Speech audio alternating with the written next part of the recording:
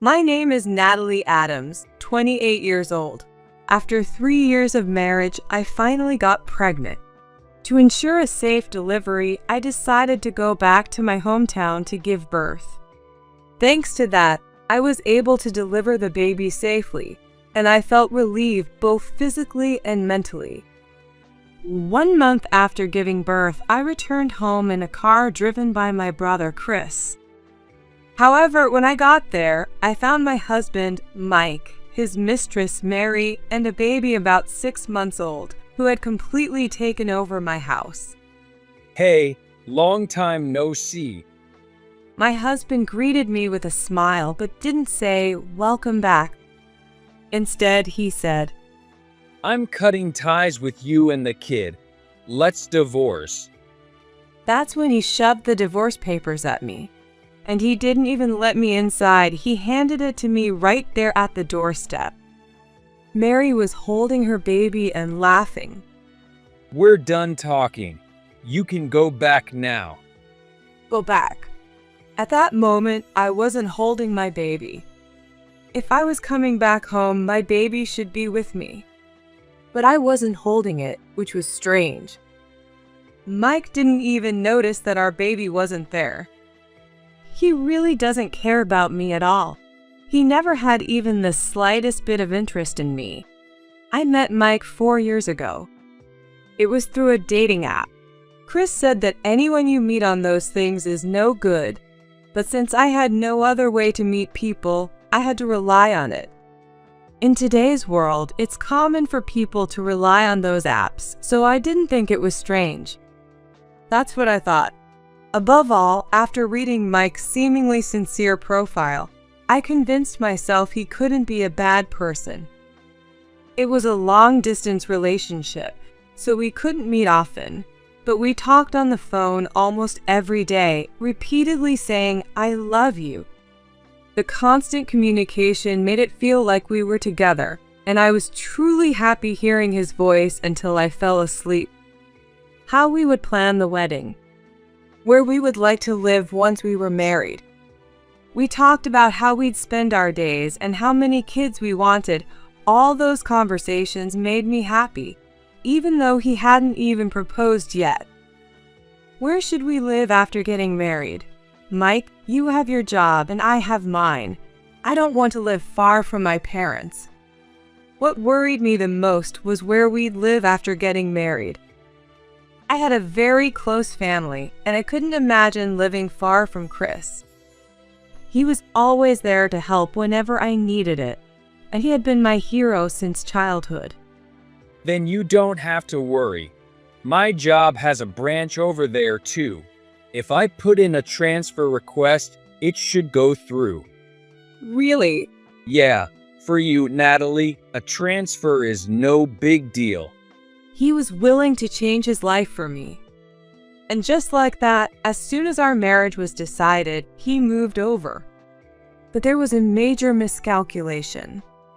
It was his job.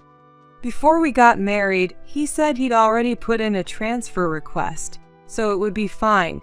But after getting married, I found out he wasn't working at all. What about your jobs? I don't have one. Why? Didn't you transfer? Oh, I did put in a transfer request, but they fired me, saying it was ridiculous to ask for a transfer just because of marriage. What? It couldn't be helped.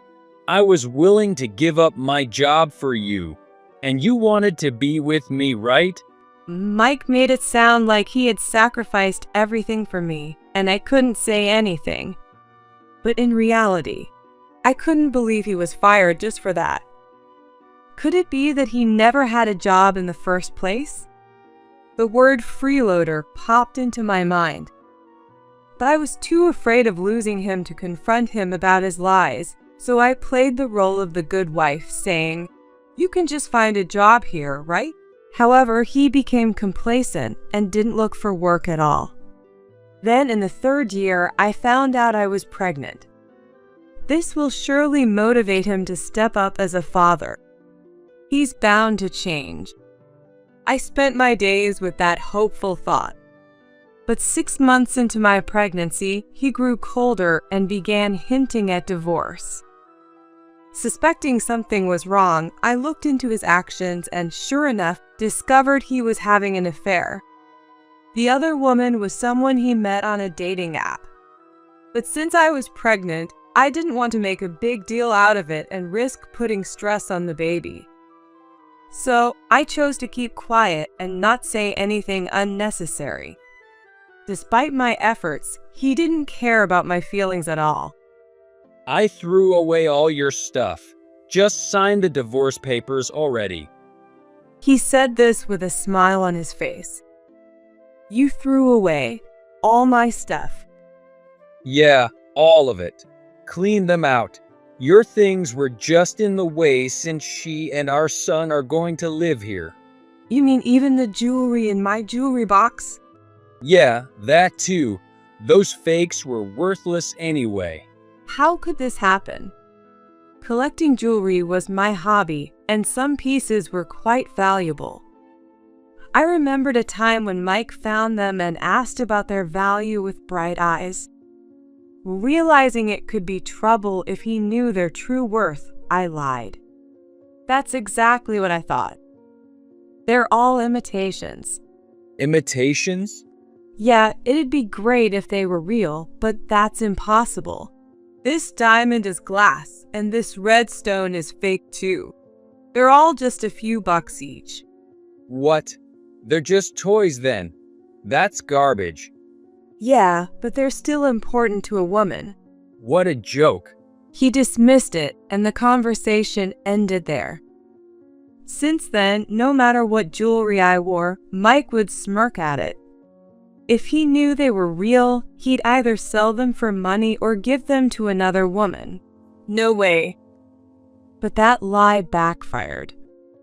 Even though I told him they were important to me, he threw them all away as trash. The shock of losing those things hurt more than the betrayal or the divorce. It wasn't about the money. It was because those items held so many memories. There were items I bought with my first paycheck, things my parents gave me for my 21st birthday. Some of the items were gifts from Chris. The shock of having my memories thrown away left me speechless, but then Chris put his arm around my shoulder. It felt like he was telling me to stay strong.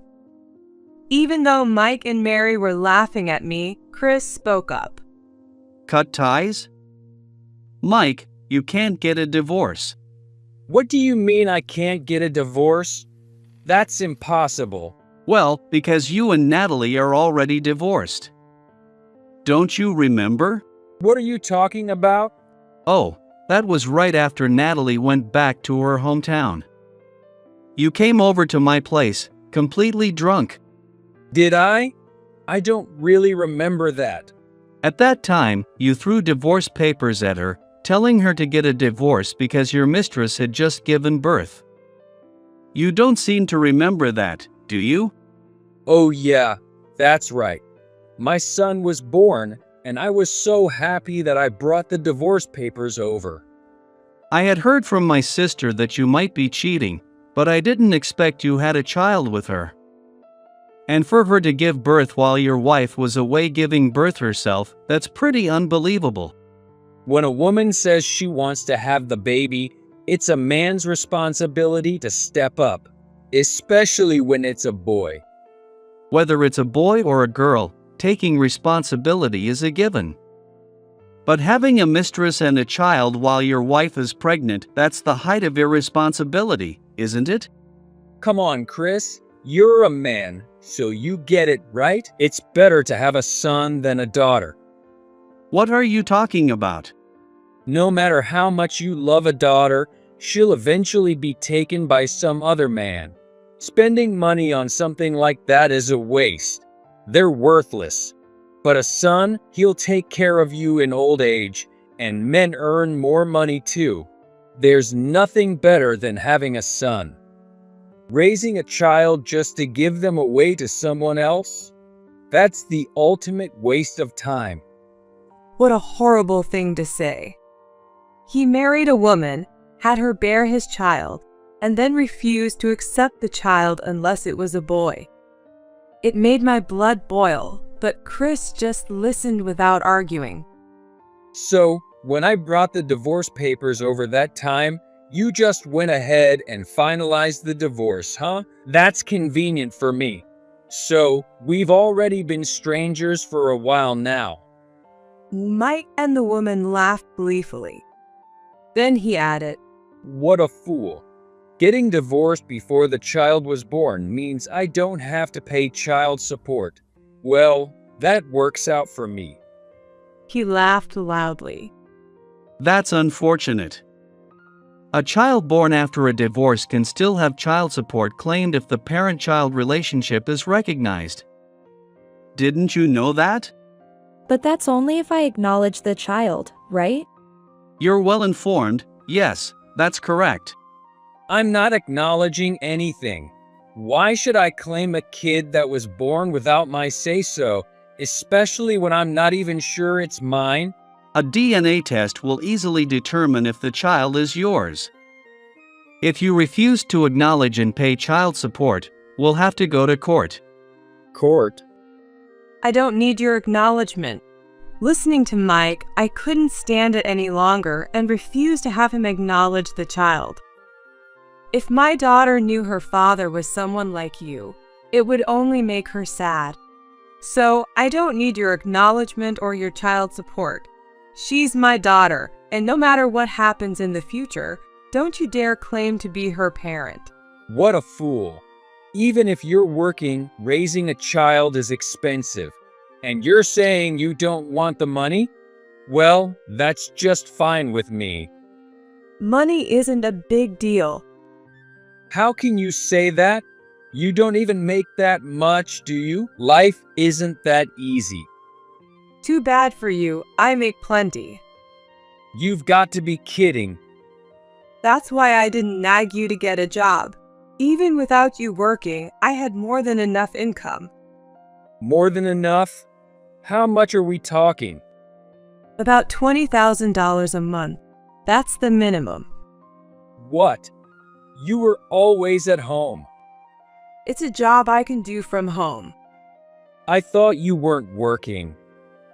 If we were both unemployed, how did you think we were surviving? That would be impossible. But $20,000 a month. That's why I'm not asking for your acknowledgement. Why didn't you tell me you were working? If I'd known. If I told you, you wouldn't have even bothered to look for a job. You'd probably just start begging for an allowance. Even without that, money was disappearing from my wallet. Are you accusing me of stealing? You think I'd do that? There's no one else I could suspect. But I didn't want to doubt my own husband, so I kept quiet until now. I had a feeling that's the kind of person you were. Damn it. If I had known you were making that much. And what would you have done? Well, Mike was extremely frustrated, but I couldn't understand why. He had a new wife, so he shouldn't have any reason to feel so upset. Yeah, that's right. Everything's fine. Mary here is working too, just like you, and she makes a lot of money. Isn't that right, Mary? Tell them. You make way more, don't you? But something seemed off about Mary. Her eyes were darting around. Something's definitely off. It wasn't just me who thought that. My brother seemed to feel the same way. If she's making that much money, then we won't hold back either. What do you mean? I'm talking about throwing away all of my sister's belongings. We can't just let that slide. That stuff was trash. It might be trash to you, but it was important to Natalie. You threw it all away without any notice or permission, so that's destruction of property. We could go to the police, but that wouldn't be fair to the kids, so we'll settle for compensation. Why does it have to be like this? You're rich, so you don't need any of that. It's not about being rich or poor. There were sentimental items in there. Plus, the jewelry Natalie had was worth tens of thousands, even hundreds of thousands of dollars. That's a lie. She said they were all fake. I only said that because I was afraid you'd sell them off or give them to another woman. If I'd known, I wouldn't have thrown them away. You would have just sold them instead. It's your fault for lying. I'm not paying anything. Then we'll just have to go to the police. If you do that, our child will be left without a father. Natalie's child doesn't have a father because you took him away. Fine. I'll pay. And you'll pay for the emotional damages too.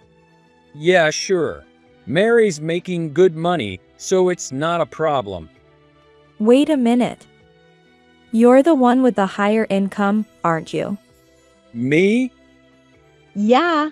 You said you were making $400,000 a year. That's way more than I was making, and you said that's why we could live comfortably. You told me you were making that much, so I quit my job. What? Why did you quit? You never told me that. Because we were having a baby. If you're making that much, it made more sense for me to quit and be a full-time mom. That's what's best for the child. You didn't have to quit. I couldn't help it. I moved here because I wanted to be with you. That meant I had to quit my job. You didn't have to quit. I could have moved to where you were. You were making much more money than I was. It made more sense for me to quit. And once we had a child, I'd need to focus on them, leaving no time for work. This sounded just like what Mike had said when we got married. He said he would move here so we could live together. He assured me it was fine because he was getting a jobs transfer. But that transfer was a complete lie. Just like that, Mary's claim of a high income was probably a lie too.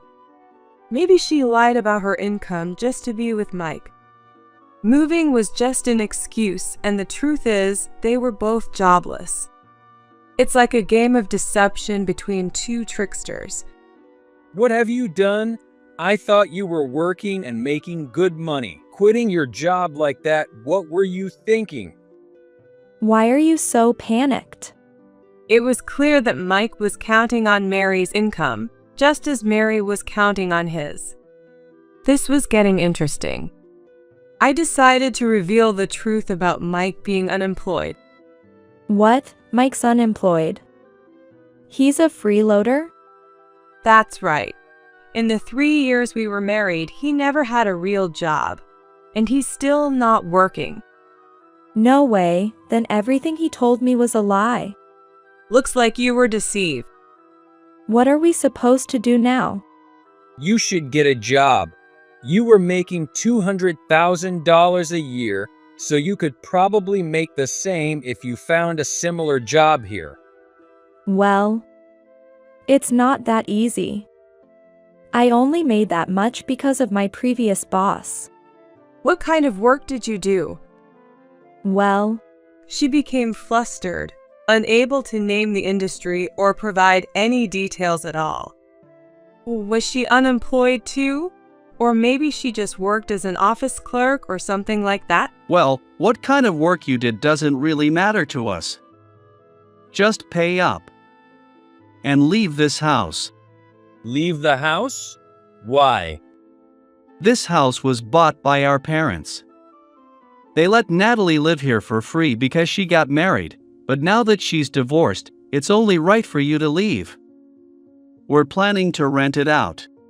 Then why not rent it to me? It's going to be expensive. Can you afford it? Expensive. How much? The rent will be $3,000 a month. That's way too high. There's no way I can afford that. Rent prices are set by the landlord. If you think it's too high, you don't have to rent it. There was no way those two, both unemployed, could afford such high rent, so they had no choice but to vacate the house. But when it came to paying compensation and damages, they refused. That's when Chris played a recording from an app on his smartphone. Here's a recording of you admitting to the affair during your marriage. It's more than enough evidence for court. And about the child, you admitted it's yours. That's also recorded, so we'll submit this as evidence too. When did you? It's part of my job to record important moments. Part of your job. Chris is a skilled lawyer. We'll definitely win in court.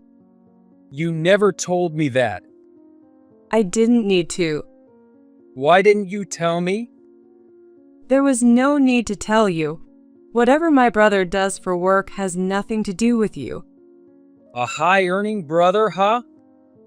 Even if he makes a lot of money, it doesn't matter to you or to me. You were a real catch, weren't you? Leaving a dejected Mike behind, I walked out with my brother. A while after returning to my parents' house, I got a message from Mike saying they had moved out. They had moved into a cheap apartment. I figured they were getting along well enough, but one day Mike contacted me again. I can't find a job. As if that had anything to do with me. Why are you telling your ex-wife about this? Because you're the only one I can vent to. Venting to me won't help. Come on, just hear me out. Feeling sorry for him, I decided to listen. Mary keeps nagging me to get a job. Well, you're unemployed, so it makes sense for her to tell you to work. You never nagged me like that. Because I had enough income. That's true. I'm looking for a job, but I just can't find the kind of work I want. What kind of job are you looking for? I'm smart, so I want something prestigious. He claimed to be smart, but in the 3 years we were together, I never once thought he was intelligent. What do you mean by prestigious job? Yeah, maybe a lawyer or something. Without any qualifications? Or maybe a banker. You can't even do basic math. That's just because I haven't been motivated. If I put my mind to it, I can handle any complex calculations. Then why did you go ahead and do it? Yeah, that's why I'm looking for those kinds of jobs. I see. So, how's your child doing? I decided to change the subject because Mike was being so ridiculous. Oh, the kid. What about the kid? Well, Mary says something's wrong with him. Wrong? How so? She says he doesn't smile back when she smiles at him. He doesn't make eye contact, and he doesn't respond when she calls his name. I think she's overreacting.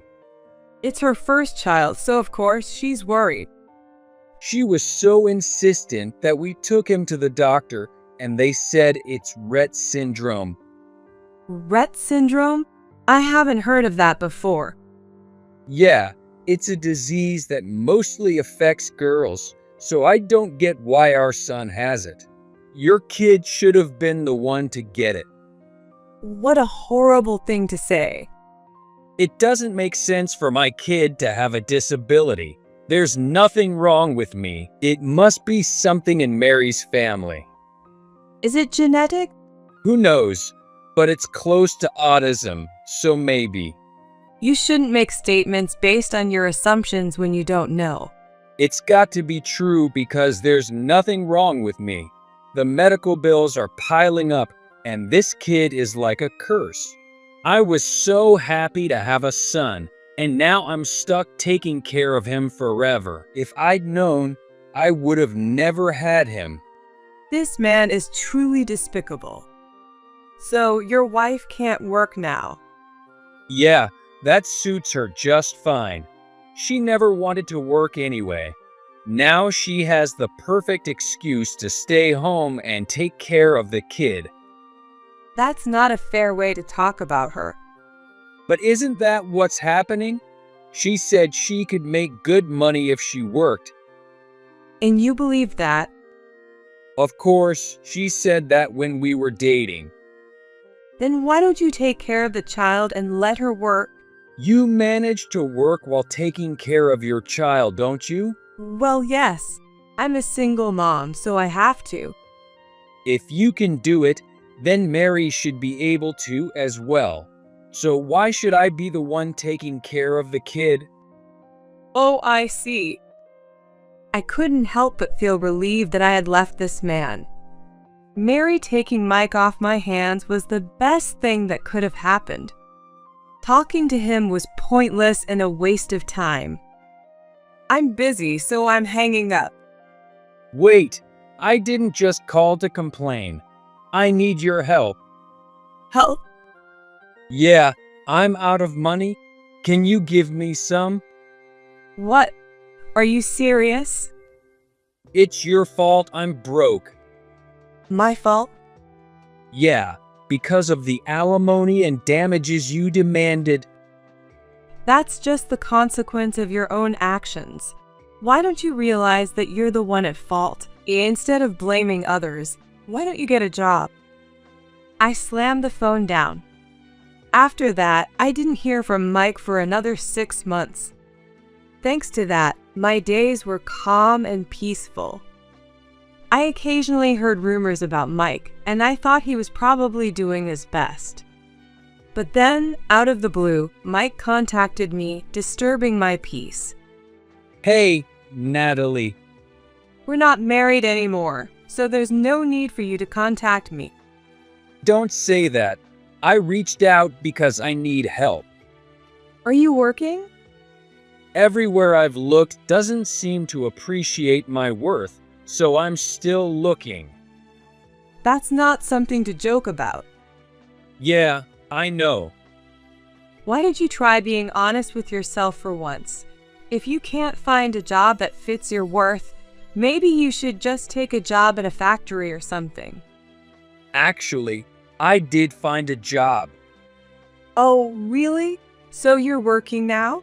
Yeah, kind of. What's the job? A food truck. A food truck. Can you even cook? You just have to throw something together. What kind of food are you selling? Well, tacos, I guess, and drinks, of course, plus ice cream and pizza. That's a random mix. I just picked things I thought everyone would want to eat. It sounds like he either lacks originality or has way too much of it. Either way, it doesn't sound appealing. You'd think he'd focus on one thing, but this is typical of Mike's thinking. But getting a food truck costs money, you know? I figured if I'm going to do it, I should get a new one, so I went all in and got a loan. Can you even pay that off? If I sell, I'll make money. Some people make $10,000 a month, so there's no reason I can't. Such a naive approach. But no matter what I do, I can't sell anything. Maybe it's the location. If this keeps up, they'll take the truck. If that happens, I won't be able to work. So please, help me out. No. You don't even know what I'm going to ask yet. You want to borrow money, right? Exactly. But this time, I'm not just asking for a handout. You'll lend it to me, right? I'm asking you to lend it constructively. No. Why not? I'll definitely pay you back. I don't think your haphazard approach is going to turn a profit. I'm not lending money to someone like that. Why not? Because the way you're doing things isn't good business. That's not true. I can already see success. It's just that the loan is weighing me down, so if I could just get rid of that, I'd be fine. What about your child? My child. Mike hesitated, and I could tell something was wrong. Actually, we got divorced. What? You got divorced even though your child is sick? Why? Because it was too much trouble. What do you mean by too much trouble? You wouldn't understand, but having a sick child is a lot to deal with. Of course it is, but that's part of having a child in the first place. That's not it. Having a kid like that just makes life harder. I don't even know why I'm working anymore. All the money goes to hospital bills, and I don't see the point in working. And after all that money, he doesn't even smile. How is that fair? It's a part of the disease. There's nothing you can do about it. That's why you don't get it. You're raising a healthy kid. I'm working hard every day, but it all goes to hospital bills. On top of that, Mary keeps saying there's not enough money. Isn't that messed up? Shouldn't she be praising me for working so hard? What kind of sweet talk is that? Of course not. You're a father. It's your responsibility to work for your child. I thought so too at first, but when it's just constant fighting every day, I can't take it anymore, so I kicked them out. What kind of man are you? You're supposed to help each other as a couple, but all you care about is yourself. That's not true. If you help me out, I'll work hard for you. So about that loan. Pay your own loan. After that, Mike couldn't pay off the loan, and his truck was auctioned off. However, that didn't cover the entire loan, so he still has to pay off the remaining balance. Additionally, he's accumulated more debt for materials and rental fees for the location. On top of that, it seems the company he signed the contract with was shady, and now he has to pay a hefty cancellation fee. The amount is so large that there's nothing he can do but cry, even though crying won't solve anything. And that's how it is. Crying and drinking isn't going to change anything. I know, but who would have expected things to turn out like this? If you'd lent me the money back then, I wouldn't have fallen this far. Are you still blaming others? Maybe it's time to realize that blaming others won't help. Why don't you admit your own mistakes? You abandoned your child just because they didn't benefit you, didn't you? Of course, if the kid's not a plus for me, why should I have to raise them? Mary understood that and agreed to the divorce. But you're still paying alimony and child support, aren't you? Yeah, that woman. She's demanding not just alimony, but also $800 a month in child support. Well, that makes sense. There are hospital bills, and she probably can't work full-time. But Mary moved back to her parents' place. They can help her out, right? So why am I the only one suffering? Come on, help me out. Let's get married again. He's so unbelievably foolish. It's not even worth discussing. Thinking about Mary and how she's struggling with a sick child, I realize that even with all that, she's probably better off without this pathetic excuse of a man. After I rejected him, Mike disappeared for a while. I heard a rumor that he's being chased by some dangerous people, but no one knows where he is now. As for me, I'm living peacefully with my parents, brother, and my little daughter. We're financially stable, and I look forward to watching my child grow every day.